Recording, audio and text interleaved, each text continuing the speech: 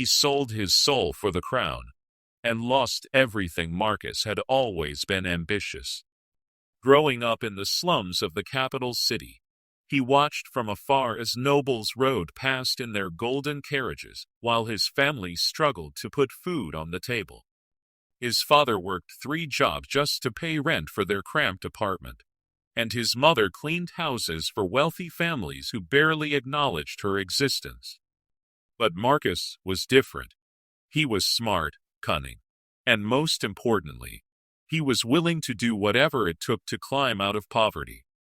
He studied harder than anyone else, worked multiple jobs while attending university, and slowly began making connections with influential people. By the age of 30, Marcus had become a successful businessman. He owned several companies and had accumulated considerable wealth. But it wasn't enough. He wanted more than money. He wanted power, real power.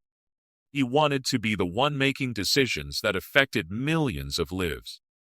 The opportunity came when the old king fell gravely ill. The kingdom was in chaos as various nobles vied for the throne. Marcus saw his chance, but he knew he needed something extraordinary to compete with the established nobility who had bloodlines and armies behind them. That's when he met her, a mysterious woman who appeared at his office one stormy night.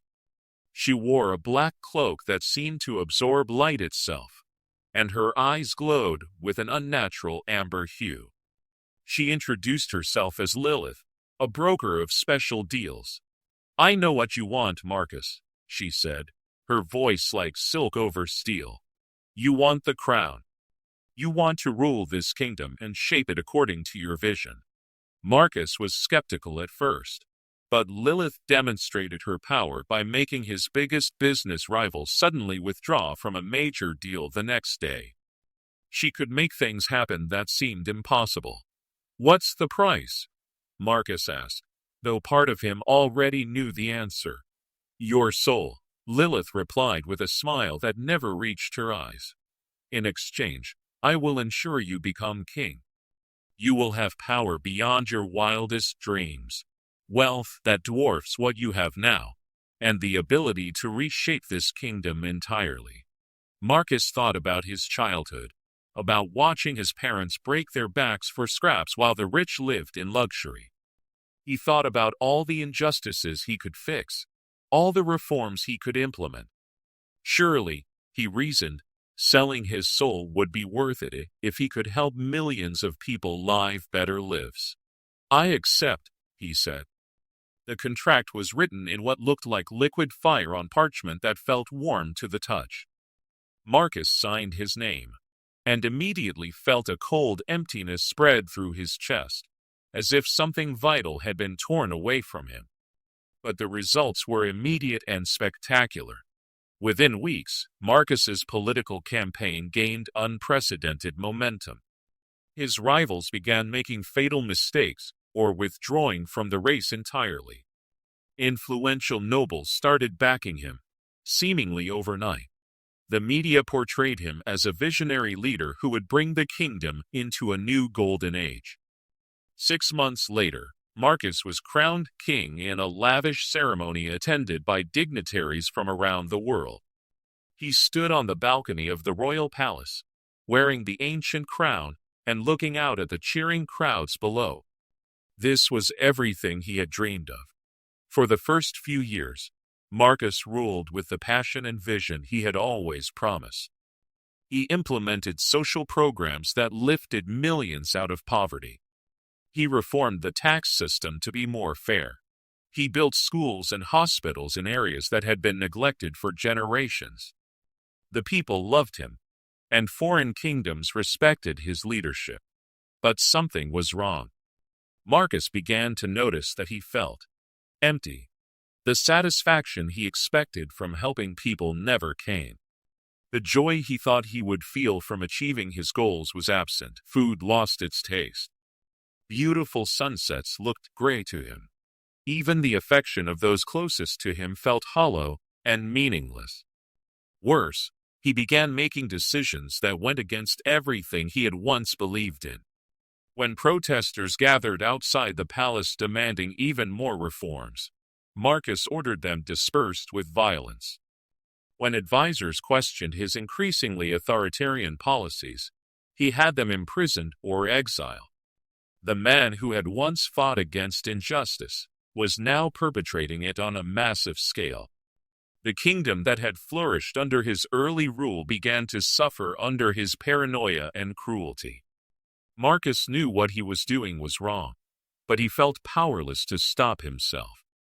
It was as if he was watching someone else make these terrible decisions while trapped inside his own body. Citizens who had once celebrated him in the streets now whispered his name in fear. Former allies abandoned him one by one. The international community condemned his actions and imposed sanctions on the kingdom. Everything Marcus had worked to build was crumbling around him. The final blow came when his own military turned against him. The generals he had once trusted organized a coup, and Marcus found himself barricaded in his palace as rebels surrounded the building. In his final moments as king, he realized the horrible truth. Without his soul, he had lost the very thing that made him human. His capacity for empathy, for genuine connection, for moral reasoning, all of it had been traded away for a crown that was now worthless. Lilith appeared to him one last time as he sat alone in his throne room, listening to the sound of doors being broken down by the revolutionaries. "Did you get what you wanted?" she asked mockingly. Marcus looked at her with hollow eyes. "I got exactly what I asked for," he said quietly. "The crown, the power, the ability to reshape the kingdom. But I lost the one thing that would have made it meaningful myself." "Every deal has its price," Lilith replied before vanishing into shadow. The rebels found Marcus still sitting on his throne, staring at nothing. They dragged him away to face trial for his crimes, but the man they captured was already gone.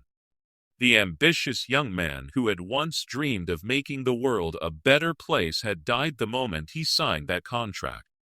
Marcus had gained everything he thought he wanted: power, wealth, influence. But in losing his soul, he had lost the capacity to enjoy any of it. He had become king of a kingdom he could no longer truly see, ruler of people he could no longer truly feel connected to. His story became a cautionary tale told throughout the land, that some prices are too high to pay, and that true power comes not from what you can take, but from what you choose to give.